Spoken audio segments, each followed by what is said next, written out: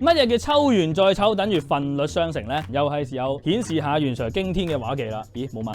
發揮唔到。第一樣嘢，佢話3小時入面用咗1/4去到做呢個中文溫習，即係話呢個就係我嗰3個小時。我將佢分成咗幾多份先？4份，冇錯。首先將佢嘟，跟住其中嘅呢一份就是中文溫習嘅時間啦。我係咪就已經抽咗一次1/4出嚟啊？呢個叫第一抽。跟住我話喺溫中文嘅時間入面用5/13嚟到背啊嘛。我想問你，將成嚿分成13份，定係將呢嚿分成13份？Yes， 所以啦。